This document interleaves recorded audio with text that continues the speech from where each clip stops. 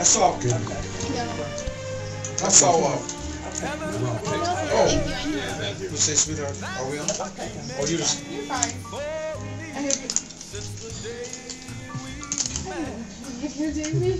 You got that on camera too, didn't you?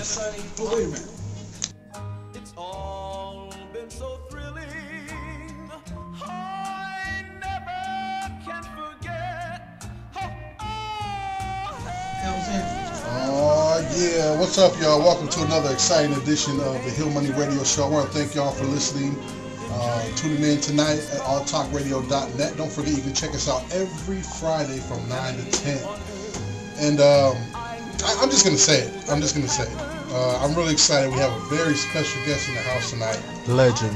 A legendary figure right here, and I'm honored to be in his presence. And tonight, you know how we always say all kinds of crazy things, and we got all kinds of crazy skits that we do, but tonight we're going to kind of keep it mellow because, you know, out of respect for our guest tonight, and his name is the legendary Sonny Turner. How you doing, sir? I'm feeling very well there, and you know what? I'm so glad to have you guys invite me here, you know, into the new world. You know what I'm saying? Absolutely. It is so nice, and it's a pleasure to be with you. I got 12 sisters. She said, I got to go meet these young people, because, you know, we want to be in your mix, too. Oh, yeah, definitely. You know? And I know we're from another generation, but you know what? It's all good. Oh, yeah, definitely. It's all good. And, I'm loving this, you know, because Capone is in, he knows my story. He's in the mix. He knows what I'm all about. And he says, it's stretching on out there, Mr. Turner. It's stretching on out. I said, do what? He said, let's stretch it out. I said, okay, whatever that means. Okay.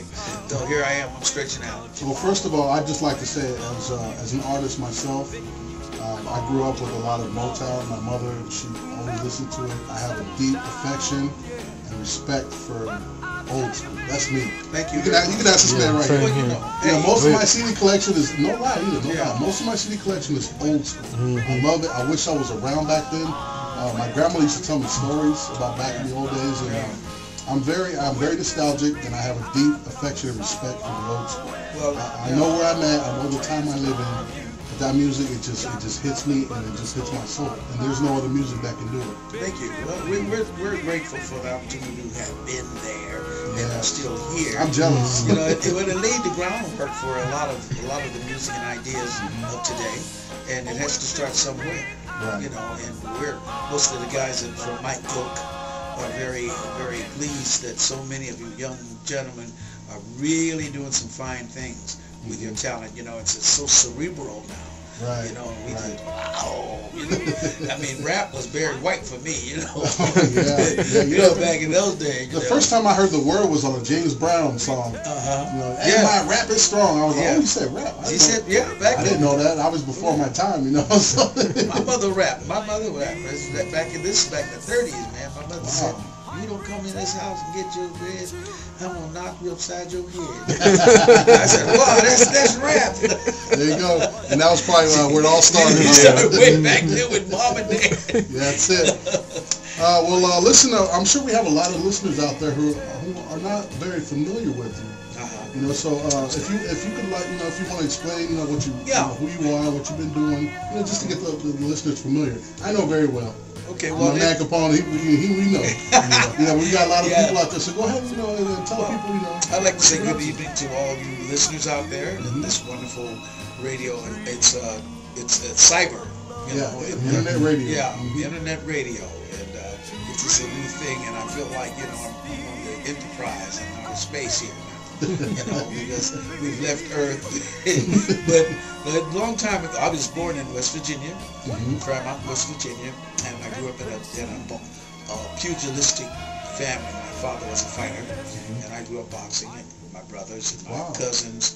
And my father was the welterweight champion of West Virginia State for 5 years of his career. Really? And he fought all comers. I mean, he was a pretty tough guy, you know.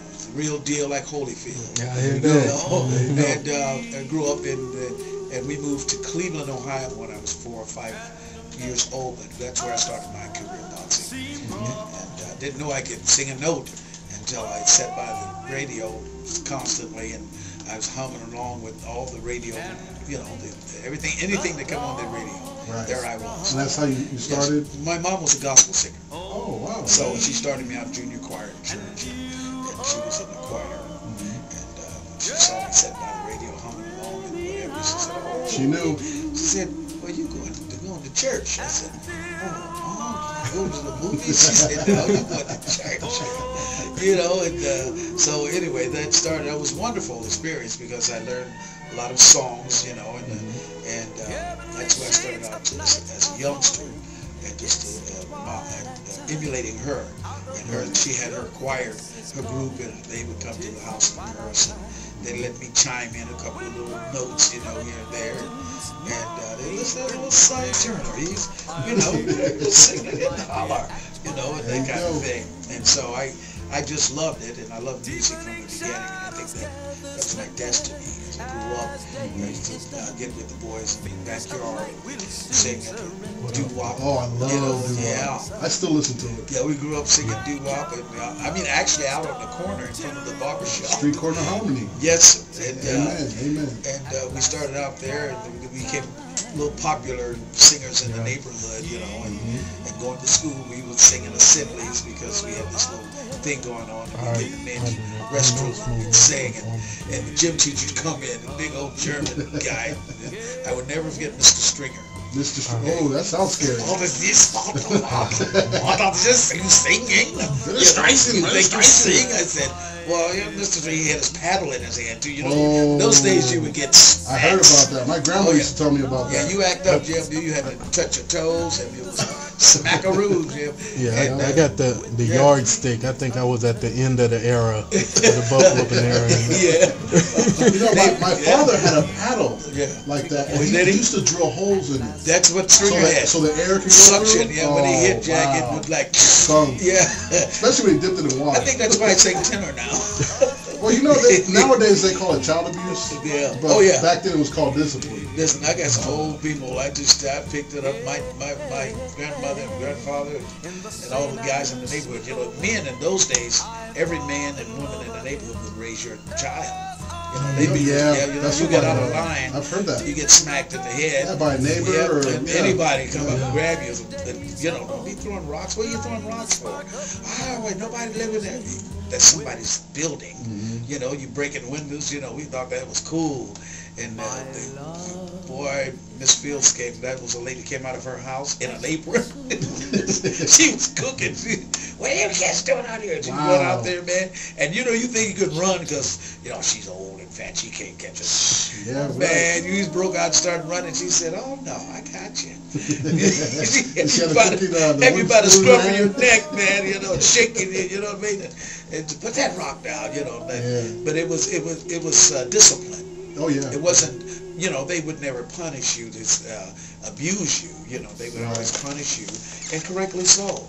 You know, you know respect. What? I think a lot of the older generation grew up better because of it. Yeah, well, and, I mean, you take a look at what's going on with these kids nowadays. Well, we have a young kid today, man. They pull a Glock on you. Yeah, you know?